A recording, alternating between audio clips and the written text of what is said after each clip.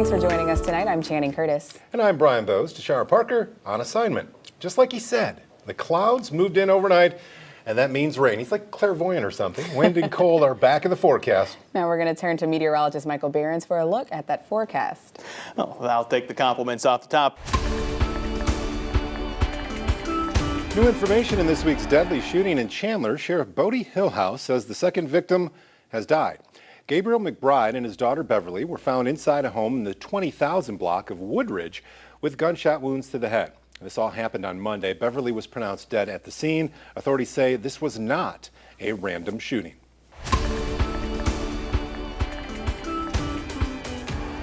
Well, growing up, many of us had an idea of what we wanted to do after high school. You know, that desire typically leads to us going to college and then maybe an internship, which will lead to a career. But not everyone has it all figured out or has such a smooth path. Some may hit barriers and need a little help. CBS 19's Ladarian Cole is here in studio to introduce a program in East Texas designed to train and provide professional direction to young adults who may find themselves in that category. Ladarian.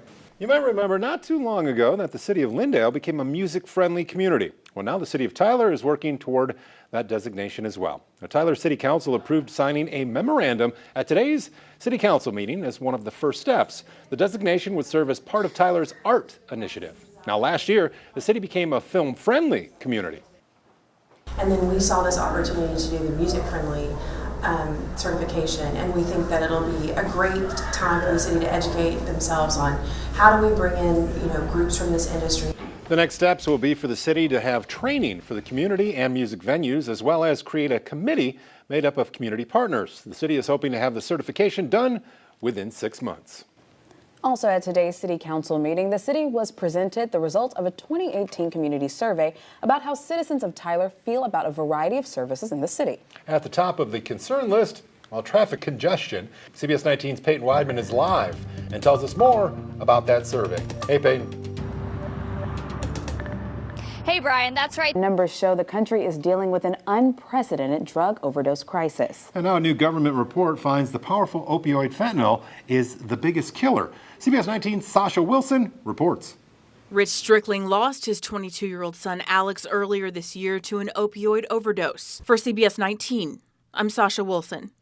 The report also found drugs like oxycodone were more likely to be used in suicide by overdose.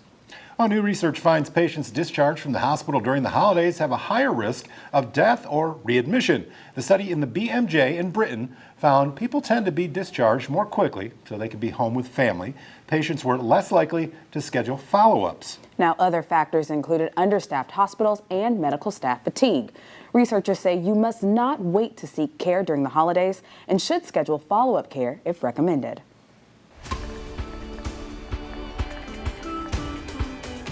President Trump's former personal attorney made an emotional statement in federal court, but the judge said Michael Cohen lost his moral compass and sentenced him to 3 years in prison. Kenneth Craig reports from the New York courthouse. The judge ordered Cohen to begin serving his time in March. Kenneth Craig, CBS News, New York. Cohen was ordered to surrender in March. His prison term will be followed by 3 years supervised release.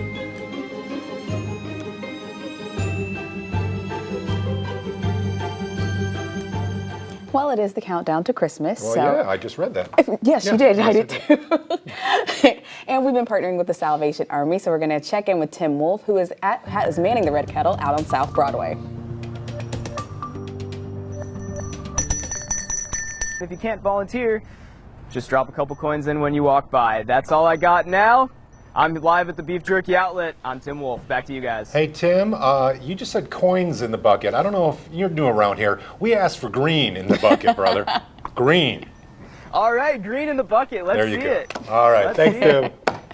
Now coming up, a showdown over a shutdown. President Trump's ultimatum to Democrats: fund his border wall or he'll shut down the government. That's next on CBS 19 News at 6. President Trump and Congress have just over a week left to reach a deal to avoid a government shutdown. But with Democrats poised to take over the House next year, it seems to be now or never for a $5 billion border wall. Mo Lelenghi has more details from the White House. President Donald Trump is sticking to his ultimatum. Mo Lelenghi, CBS News, the White House. Despite the bickering over the border wall, the president and congressional Republicans and Democrats continue to praise recent bipartisan efforts on the Farm Bill and criminal justice reform. Now coming up, a look at what we're working on for 19 Now at 6:30. Plus, meteorologist Michael the Coach Behrens is standing by with our full forecast. That's next. We head toward the weekend with plenty of sunshine taking over. As far as what I've been saying all week, well, Joel may be gone, but his weather photo is not gone. Here, let's take a look. What do you guys think this is? No idea. Christmas No, lights. There's a reflection there, right? There's a reflection glass. Channing got it. Christmas lights. It's my Christmas tree. But there's glass there too. I mean, there is glass there. It is a Technically. reflection.